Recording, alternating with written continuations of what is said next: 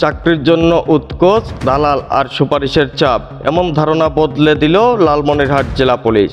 জেলা পুলিশের স্বচ্ছ নিয়োগ প্রক্রিয়ায় মাত্র 120 টাকায় সরকারি চাকুরিতে যোগ দিলেন 17 তরুণ তরুণী। শুক্রবার সন্ধ্যায় লালমনিরহাট পুলিশ লাইন্সের ড্রিল শেডে স্বপ্ন পূরণের মুহূর্তে চোখ ভিজে গেল অনেকেরই। কেউ আনন্দে, কেউ বা কাঁদছেন আবেগে। ঘোষণার মাধ্যমে জানা গেল এবার বাংলাদেশ পুলিশের কনস্টেবল পদে নির্বাচিত হয়েছেন 17 জন। অনলাইনে আবেদন করছিলেন 1800-রও বেশি প্রার্থী। লিখিত পরীক্ষায় উত্তীর্ণ হন 46 জন। সেখান থেকে 15 জন ছেলে আর 2 জন মেয়ে চূড়ান্তভাবে সুযোগ পান কনস্টেবল পদে। অপেক্ষমান তালিকায় আছেন আরও 3 জন।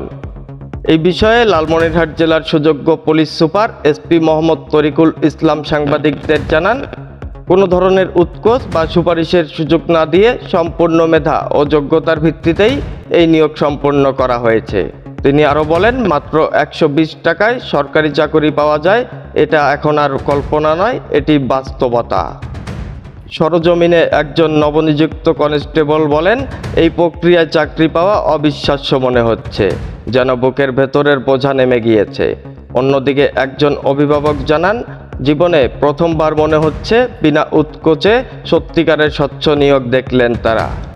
আরেকদিকে লালমনিরহাট জেলার সুযোগ্য পুলিশ সুপার এসপি তরিকুল ইসলাম প্রার্থীদের সতর্ক করে বলেন, প্রতারক চক্র নানা প্রলোভন দেখাতে পারে। কেউ বিভ্রান্ত হলে সঙ্গে সঙ্গে পুলিশকে জানাতে হবে, আর প্রমাণ পেলে সংশ্লিষ্টদের আইনের আওতায় আনা হবে।